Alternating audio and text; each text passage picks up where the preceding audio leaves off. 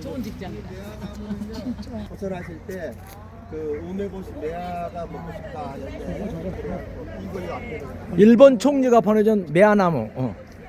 오늘 찍을 거 참 많다. 찍을 거 많네.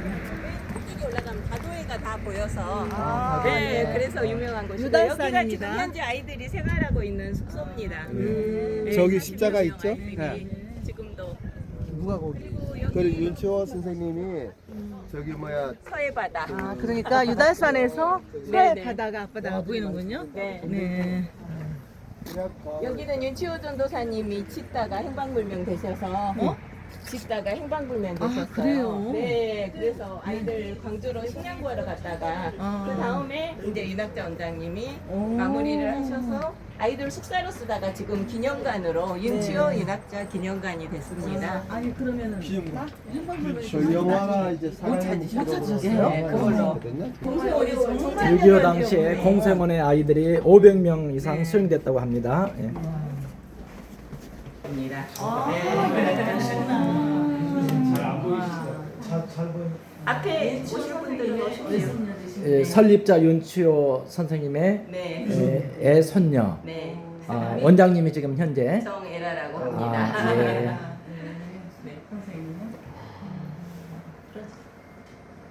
보건자의 목포 공생 더불어 함께 살아가는 집 공생원에는 70년 역사의 흔적이 묻어있는 건물들과 함께 어린아이부터 대학생까지 130명의 원아들이 함께 생활하고 있다. 옛날과 비교하면 물질적으로 훨씬 풍족해졌지만 아직까지 바깥 세상의 벽은 너무나 두텁다. 공생원 한켠에 자리 잡은 윤치호 할아버지의 조언은 언제나 모두의 버팀목이 되어왔다. 1920년대 식민지 서로를 안고 발전한 근대화 1번지 목포. 반듯한 신장로와 1인의 기와집로로 목막가루 같은 초가지엔 대부분의 조선인들이 살았다.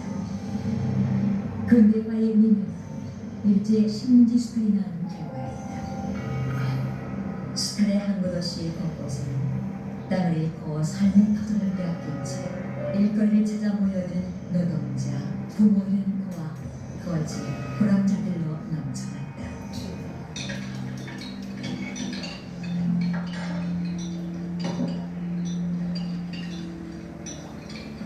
다리 밑에서 살던 거지 7명과 함께 목포 공생원의 역사가 시작된다.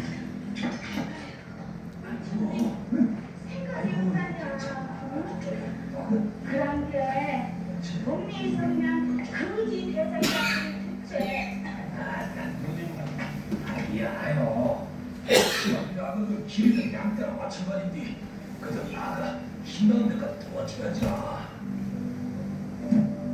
주여, 이 불쌍한 아이들에게 피와 이슬을 막아줄 집을 주시옵소서. 목포의 거지대장 윤치호는 당시 목포 양동교회의 전도사였지만 사람들은 오히려 그를 거지대장으로 불렀다. 이제 거지대장 윤치호 공생원의 시작과 함께 화들의 아버지가 됐다.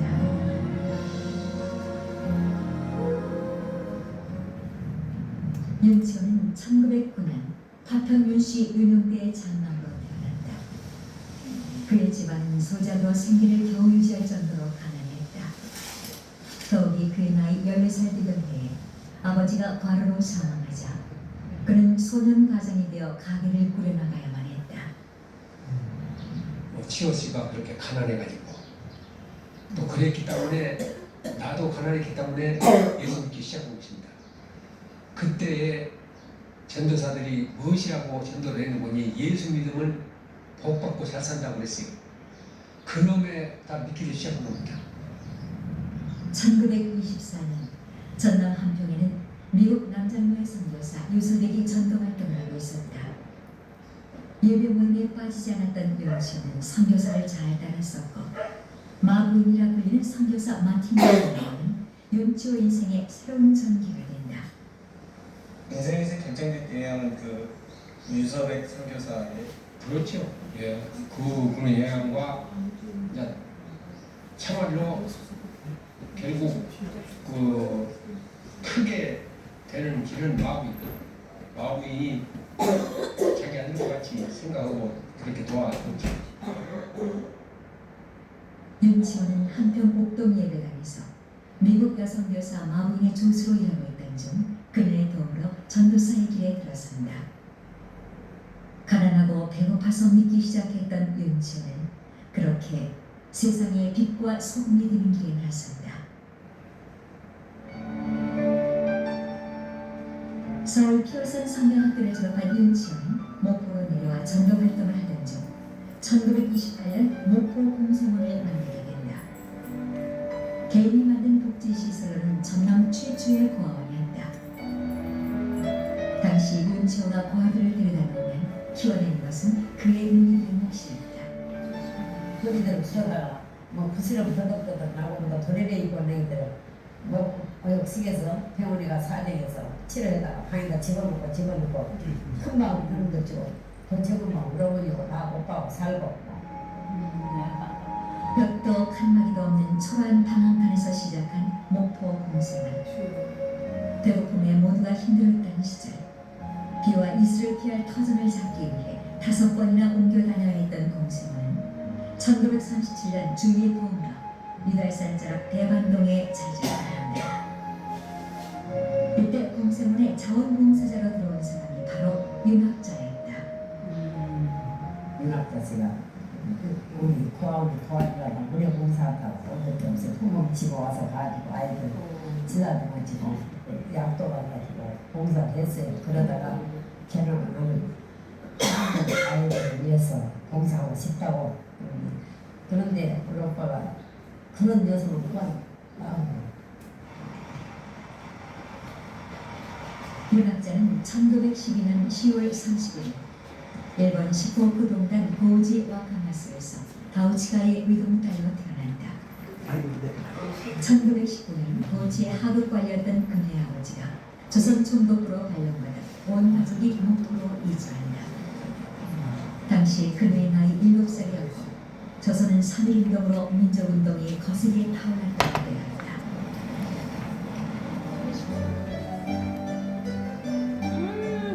일본인만이 다닐 수 있었던 수학교를 졸업한 윤학자는 고등교육을 마치고 그녀의 나이 19살이 되던 해 미국 선교사가 운영하던 전농여학교의 교사가 된다.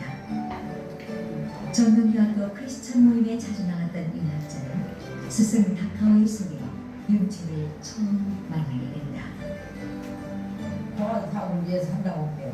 그죠? 같이 해주기만 바라고 영대가 그래야 하는데 참 희한하게 애기도 못날 여자라 했는데 일본 병원에서 그것도 아니고 우리 집 와서 그냥 한 3개월인가 4개월 있다가 유천 원장이라고 그 딸을 낳고 윤회장 낳고 사남들이 왔어요. 목포시의 원장이었어. 상파 원장 윤학자 어머니가 단골 어머니 그렇게 돼서 거기서 장구하고 정말 부모님 대장이 장애 간다고 신문을 냈어. 그래서 목포에 사는데 목포 공원인가 어디 공생 것은 있는데 아무것도 없이 그냥 그 목포 시내에 강주 시내에 천사들이라고 천사부대라고 강을 지어낸 청년들이 다 그날 깨끗이 옮기고 와서 조선 청년과 일본 여성의 결혼, 주위의 시선이 그리 복잡하겠다. 연초는 무익을 거지에다 키 작은 조선인이었고 윤학자는 애도 낳지 못한다는 일본 여성이었다. 그러나 윤학자는 깔까머리에 키는 작지만 윤초가 너무나 믿음직했고 그들은 결혼 후 3달 만에 첫 딸 윤천미를 낳고 슬아의 이남이녀를 두게 된다.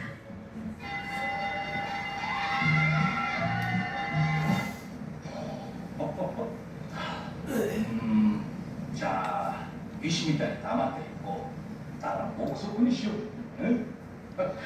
시간부터 니는 그런 건 묵습니다. 알았지? 갈수록 늘어나는 고아들을 키우느라 잠시의 쉴 틈도 없이 힘들었지만 그녀의 정성은 끝이 없었다. 일본 여성에 대한 시선이 좋을 수만은 없었다. 윤학자는 고아들 위해 봉사한 것이 조선인에 대한 일본인들의 속죄라고 생각했다.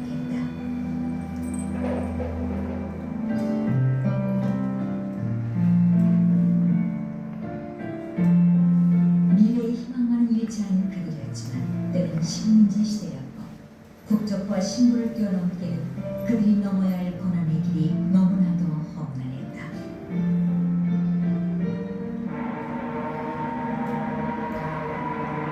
(1940년대) 태평양 전쟁을 일으킨 일제의 탄압은 극에 달했다. 수많은 젊은이들이 징용에 끌려간 모습을 보면서 윤학자는 한없는 죄책감에 빠져 있었다.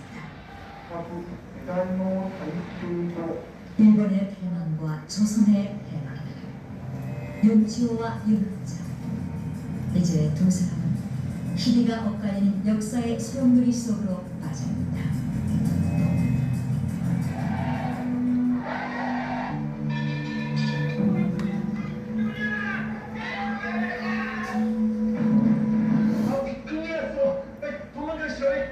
대체 뭔 소리냐? 차차도 말을 이어봐. 지금 마을 사람들이 튀김판을 죽이겠다고 이 일을 몰려와라. 아 그럼 나가 친일파란 말이야?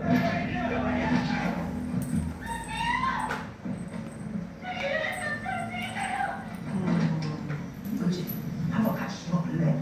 남편에게 무슨 죄가 있으니까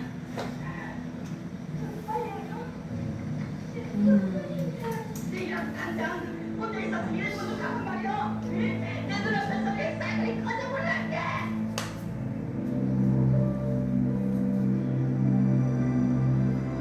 고향 일본으로 돌아가는 윤학자. 남편과 아이들의 안전을 위해 돌아오는 고향이지만 그녀는 한시도 윤치호와 아이들에 대한 걱정과 그림에서 벗어날 수가 없었다. 私は夫や大勢の子供たちと一緒にいなきゃ嫌。生きていけない。チーズ子。お母さんを一人にして申し訳ないけど、私あそこしか生きる場所がない。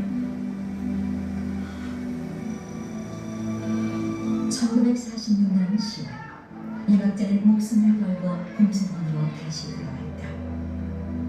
어머니를 부르는 아이들이 있기에 해방된 조선사는 윤학자에게는 이제는 더 이상 낯선 것이 아니었다.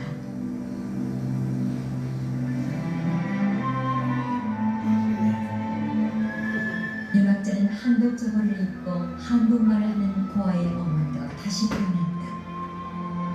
해방 후 좌우 갈등의 소용돌이 속에서 공생학교를 만들어 해방된 조국의 꿈을 실현했고 일본군의 거지들과 함께 출발했던 공생은 대한민국 정보 수립과 더불어 어느덧 20년을 맞이했다. 일본인들에 대한 분노의 감정으로 그녀를 쫓아냈던 마을 사람들도 그녀의 사랑 실천에 감격해 공생원 20주년 기념탑을 세워준다. 한국전쟁이 발발하자 공생원은 또다시 역사의 소용돌이로 빠져들었다. 윤치호와 윤학자는 목포로 내려온 인민군에 의해 친일 반동 분자로 인민재판에 풀려났다.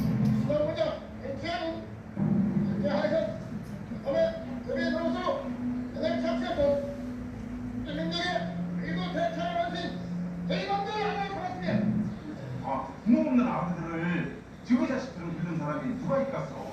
건강동물이 해방은 문제가 있어. 아니 살려주시오. 윤치호 그는 이번에는 공산주의자로 제거된다. 나 항상 가난하고 약한 자들에서 다 말할 수 있어. 난 정치도 사상도 싫고 세상에 갔다 오는 우리 아들과 그냥 사랑을 뿐이었게. 여보, 나가 어떻게 공산주의자라고? 에? 난 자본주의가 공산주의가 몰라. 나는 그저 자유를 갈망하는 것뿐이라고. 근데 왜 우리는 서로 미워하고 죽여들까? 그 국군이 상륙해가지고 체포를 했으니까 체포해서 유치장에까지 넣었으니까 그때 목사님들 아니었으면 까딱을 그때 죽었어요. 피난민이 몰려든 목포에는 턱없이 부족한 배우라 당장 한 끼 때우기조차 힘든 상태였고 윤치호는 풀려난 지 이틀 뒤 신랑을 전달하기 위해 광주 도청으로 떠난다. 하루만 못 보고 오겠다던 그 길. 윤치호는 끝내 돌아오지 못했다. 안양묘관이라고 하는 데서 이제 도청으로 교섭으로 가가지고 아마 도청까지 들려서 사정하고 오다가 길에서 행방명 되어버린 거예요. 예. 그것까지가 이제 모르죠. 이게 구입으로 전혀 나올 수 없죠. 전혀. 퇴보가 된 공생은 500명까지 불어난 전쟁 고아들 그리고 남편의 실종 이제 모든 일을 윤학자 혼자 무력하려 했다. 그러나 슬픔으로 잠겨있기엔 상황이 허락하지 않았다. 새벽부터 하루 종일 수레를 끌고 다니며 구걸해야 했고 죽어나가는 아이들을 손수 물어줘야 했다. 오직 남편이 돌아올 날만을 기다리며 어린애들이 영양 실종이 돼가지고 위료적인 혜택도 못 보고 하니까 이제 하루에도 한두 명씩 죽어나가는 세월이 한 6개월 이상 수십 명이 이제 죽어나갔죠. 그때마다 본인이 이제 그 모든 수의도 입히고 몸도 닦아주고 이제 그 묘지까지 같이 가서 이제 묵고 하는 그런 장면이 굉장히 인상적이었죠. 하고 꼭 그 잠자리에 같이 하룻밤 같이 지내고 그런 모습을 저희들이 청년 때 이제 특별히 그 감동을 받았던.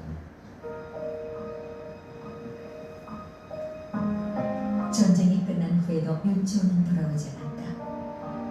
일본인이라 원조조차 받기 어려웠던 윤학자는 대리원장을 맡아준 목사들의 도움으로 어려운 현실을 이겨나간다.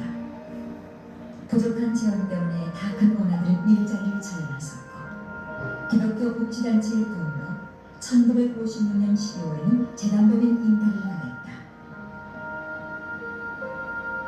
6.25가 나고 남편이 핵방문이 되고 그럴 때 목포 사람들도 그렇고 친척들도 그렇고 이제 죽은 거나 다름없으니까 일본으로 자식들 데리고 가라고 다 친척들이 권할 때 끝까지 아버지를 지킨 그 어머니의 마음 그러면서 이제 우리들을 한국 사람으로 키워준 거 이런 게 윤학자는 자신의 친자식들 사망리를 공생원의 과들과 똑같이 빌렸다. 어린 시절 윤기는 나만의 어머니가 되지 않았던 어머니에 대한 불만과 쪽발이라는 오명을 달아준 윤학자 여사가 그토록 미웠었다. 어머니의 주목을 끌기 위해 말썽도 부려갔지만 어머니는 단 한 번도 특별한 눈빛을 보내주지 않았다. 윤학자가 자신의 친자식을 다른 거들과 똑같이 키웠던 이유는 원아들에게 조금이라도 외로움을 덜 주기 위해서였다. 눈에 넣어 안아본 아이가 없듯 어머니의 사랑은 모두에게 똑같았다. 10년 전 남편과 함께 맞이한 공생원 20주년을 뒤로한 채 1958년 30주년 기념운동회가 열렸다. 병랑의 세월을 거쳐 공생원도 비교적 안정을 찾아가고 있었다.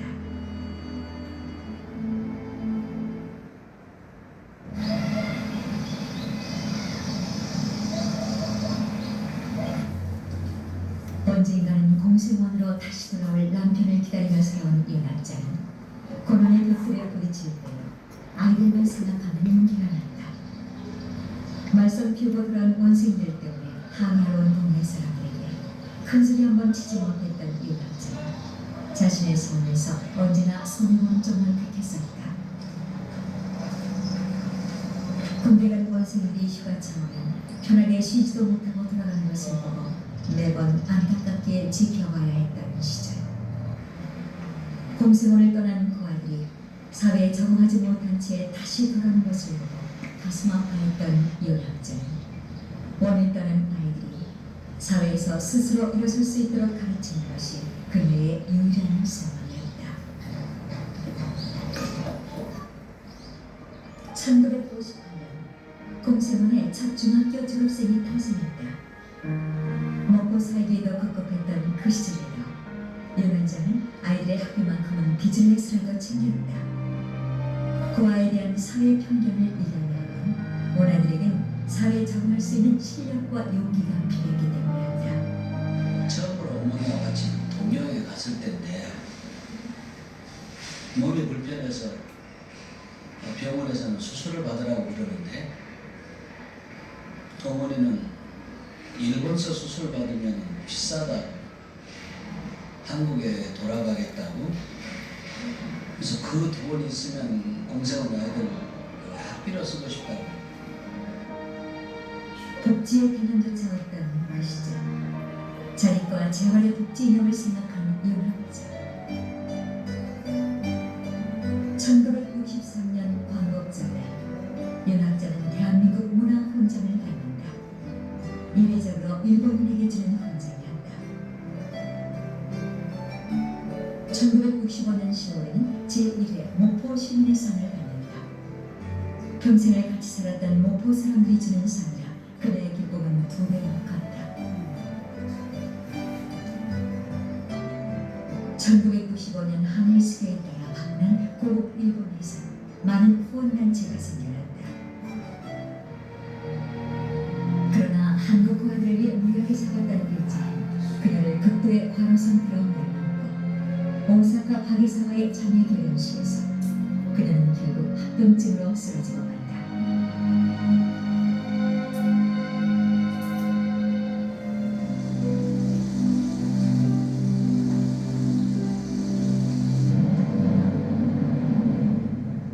사랑하는 하느님 아버지, 저희가 따뜻하고 사랑으로 충만한 어머니의 품에서 다시 웃음을 찾을 수 있도록 저희 어머니가 왕쾌되게 해주시기를 하느님의 이름으로 기도드립니다.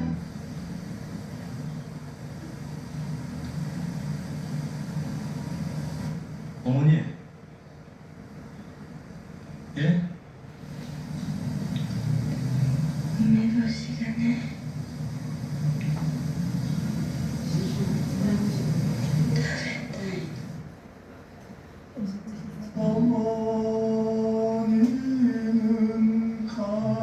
외로운 영혼들의 눈물 윤학자는 57세를 맞이하는 자신의 생일을 파란만장했던 삶을 원망한다. 그녀의 장례는 목포 시민장으로 치러졌다.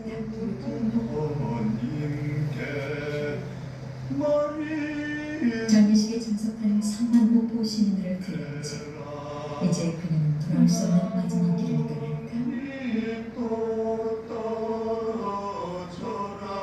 그녀는 윤치의 고향인 한편 파평윤 씨의 산상에 묻혔다. 행방불명된 남편의 도살과